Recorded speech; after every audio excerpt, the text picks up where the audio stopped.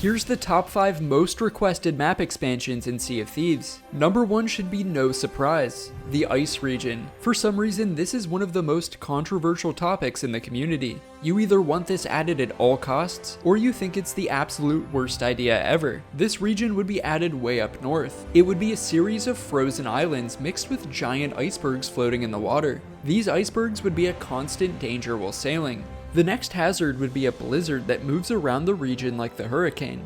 It causes a whiteout and even makes the deck of your ship slippery. On the bright side, this region has some redeeming qualities, like the addition of new mobs, penguins, narwhals, and whales. And most importantly, polar bears is a hostile mob to hunt for the hunter's call. Imagine if there was even a giant polar bear that could spawn as a boss fight. Additionally, this region could introduce frozen variants of loot. The same as we have Ashen Athenas, we could have frozen Athenas and other frozen loot. There could even be a frozen wind skull that shoots an ice blast. The Ice region also has a Frozen Winds world event that spawns as a variant of the Ashen Winds event.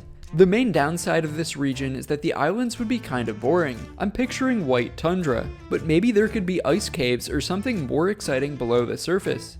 Number 2 is a jungle region. This would be a few giant islands with rivers flowing through them. These rivers would be wide enough for a ship to sail through, but when you get really far inland, the rivers could just be wide enough for rowboats. This way you could sail your ship inland and hide it, so hostile ships passing by can't see you.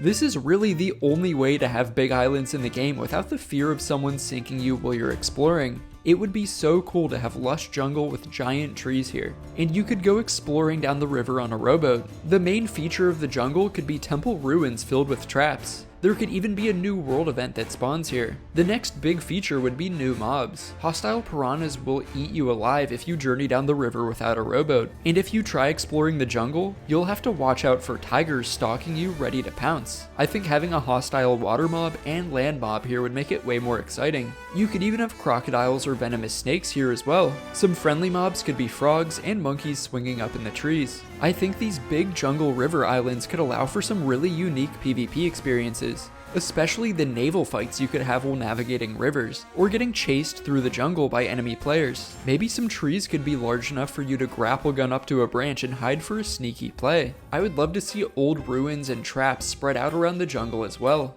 I don't think you need a whole region with a ton of islands for this to work. I think people would be happy even if this was just one singular new island. Just make it as big as 3 or 4 Thieves Havens put together, and then the river systems inside it would kind of split it up into some different islands.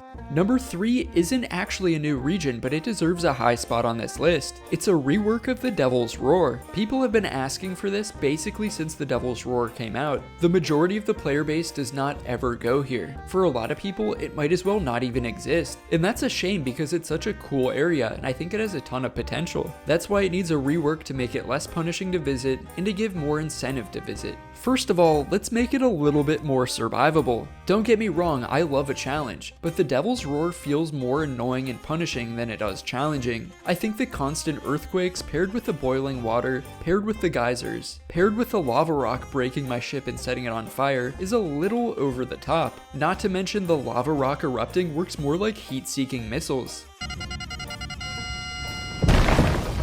I feel like I need flares and countermeasures on my sloop from how much I'm getting locked onto. But the biggest change this region needs is more of an incentive for the average player to visit.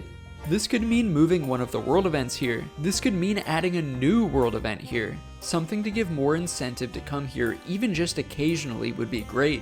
Now I will give credit to Rare for adding the random spawns for the Box of Wondrous Secrets here, and for making voyages here more valuable. Those ideas were good at the time, but I think their charm has worn off a little bit and now this region is just a ghost town. I swear I've only seen one ship here in the past 3 years, and it ended up just being these PS5 noobs that were just exploring. Number 4 is a densely inhabited port region. This could just be a few islands close together, but they would all be filled with pirates and townsfolk, kind of like Tortuga from Pirates of the Caribbean, or like a more dense Port Merrick. These islands would have no plants or white sandy beaches, rather they would be crowded with docks and buildings. You would see lots of taverns. I would love to see NPC ships here, and NPCs all over the island. Maybe you'd even find pens of chickens and pigs to steal. The premise of this region is that the Devil's Shroud expanded and swallowed up a few pirate-friendly port towns. It would be awesome to see a few Grand Maritime Union soldiers on these ports that could chase you around the island. If Sea of Thieves could add more interactive human NPCs to the game, then I think this region would be a big hit. Imagine getting pickpocketed by an NPC pirate and seeing a couple gold coins disappear from your inventory. Imagine being able to fight drunk pirates at the tavern. And it could be really fun to PvP on the islands because you could blend in with the other human NPCs. Imagine if there was a new world event here where you can rob a bank on the island. Imagine if while the world event is active here and you're anchored at the island, your ship can't be sunk. This would force crews to actually fight on the island to win the world event instead of just doing naval around the island. This could be a really unique spin on world events, and it would allow for some really unique PvP too. And finally, number 5 is similar to the last region. It's a few port islands, but this one's inspired by Singapore instead.